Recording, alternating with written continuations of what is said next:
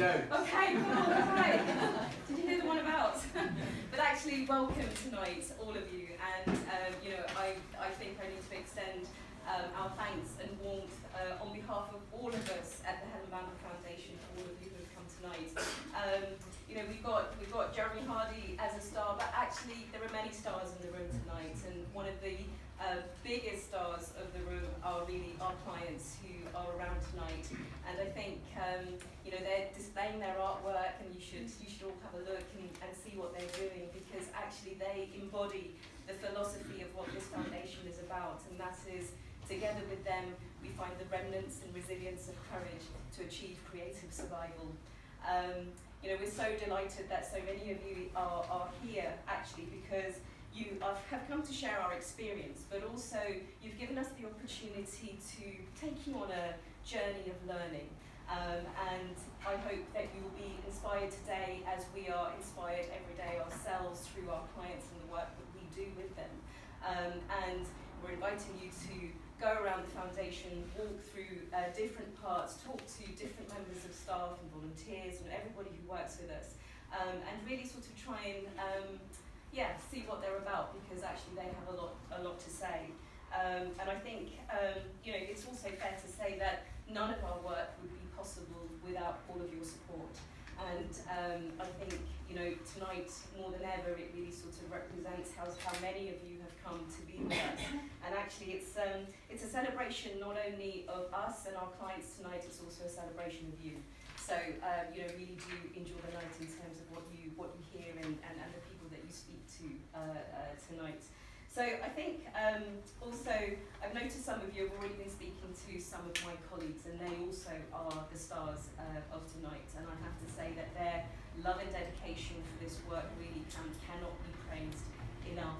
And our staff and volunteers range from doctors to lawyers to housing and welfare, counter-trafficking experts to psychologists to English teachers to photography teachers to textile teachers to knitting teachers.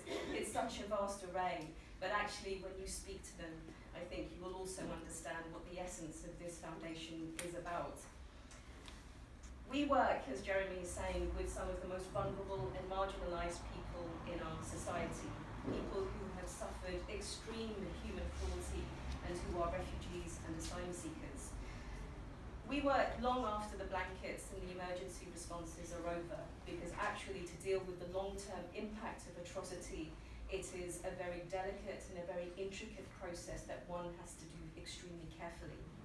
But unfortunately, what we're doing is also in a very hostile environment, an environment in which people's are being subjected to the cruelty being imposed on them by immigration policies, by the media, and by political responses that seek to deny the truth of the person and actually create a fear that there are all these hordes of people who are coming to the UK.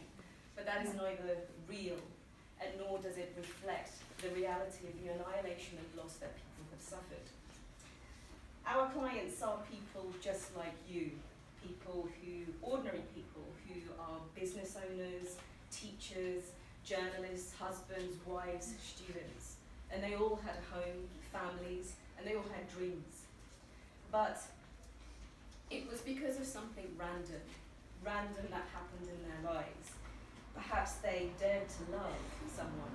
Perhaps they believed in a slightly different religion. Or maybe they stood up for something they believed in. Or maybe they just got caught up in a war that was not of their making. But as a result, they were betrayed. And with the roll of the dice, they ended up suffering underground torture chambers, exploitation by human traffickers, the brutality of their own family or government, or ethnic cleansing. And if that was you, I would say, what would you expect if you sought safety and protection? You would hope that you would believe that someone would understand you and that someone would help you. But unfortunately, the reason that we exist is because that is not the case. Our clients are disbelieved, they're ignored, they are threatened with removal to the very place from which they escaped, they are destitute, they are denied medical care, and they are pushed to the margins of society where they suffer greatly and they are at risk of re-exploitation. at the heart of what we do at the Helen Bamber Foundation. As a human rights charity with clinical and legal expertise, we provide specialist psychological care, legal protection, safeguarding, we prevent destitution and we prevent re-exploitation. We treat the complexities of our clients' lives because if we didn't, the torment of what they have to do to survive is unbearable. I have now worked at this foundation for 9 years, and what I can tell you is that what is different about this place is not only what we do, but it's about how we do it. Every aspect of this place, and you will walk around, you will see, is filled with humanity in its place and in its people. Everyone, we believe, deserves the basic. Every one of us deserves the basic, whether you're one of our clients or not. And these are basic human rights that we should all be entitled to. The right to life, the right to live without torture, cruel, inhuman or degrading treatment, the right to health, and the right to dignity. We find ways of being creative in our consulting rooms to care and protect those who have nowhere else to go, as Jeremy was saying. We provide for every individual. The aim is essentially to find beauty after everything and to achieve, as I said, creative survival. And it doesn't matter how long it takes, and it doesn't matter what that expression is, but that is the ultimate aim. Our work is the legacy of Helen Bamber, the great icon Helen Bamber, whose name the foundation is extremely proud to hold. And she spent a lifetime pioneering a model of integrated care that we still follow today. And she began her career in 1945 working with the former concentration camp survivors of Bergen-Belsen. In 1947, when she returned to the UK, she looked after 732 children who had been orphaned by the concentration camps. And as Jeremy was saying, she spent her lifetime working with those who were the most marginalised and who had been tortured. And it was only at the age of 80 that she set up the Helen Bamber Foundation to include those who had suffered human trafficking, war, as well as persecution by their own government. I would like to draw your attention, as you walk around, along this corridor just here, there is a wall, and that wall depicts a timeline that shows our history, and really a history that was started by Helen, and which really has led to the work that we do today. And I'll be happy to talk to any of you about it in more detail.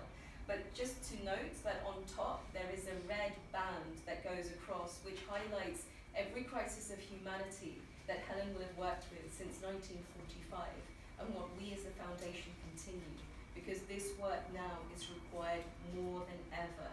It is now, the situation is that the numbers that we're seeing in terms of the difficulty and the needs have not been seen before. It is even more than it was at the time of World War II. As you walk on that corridor, you will also come to the kitchen. And in the kitchen, on the wall, there are more words, Helen's 99 words. And we have to tell you that actually we noticed as we were preparing for tonight that some of our little ones who often run around, and you're actually going to be hearing about the Happy Babies group, we love them dearly, but they decided that it was time to peel off some of the letters. So it kind of looks like a dyslexic 99 words, but you know, I mean, what can we say? So what I thought I might do, just to fill you all in, is really just to read them to you now, because actually they are the resonance of what this foundation is about, and that is saying that every individual matters. And so the story is that Helen was asked, alongside people like Nelson Mandela and Desmond Tutu, that if you only had enough breath for 99 words, what would they be? So these are her words. People often ask me why I have spent most of my life concerned with the consequences of conflict and violence. The simple answer is why not? The honest answer is difficult. It is about the suffering of refugees. It is about the short life of compassion, how quickly it is born and how quickly it dies. It is about the stranger to whom we owe nothing. It is how our society will be judged and how we discover our humanity. It is finding reward through the eyes of those to whom we owe nothing. It is about love. Thank you and welcome tonight.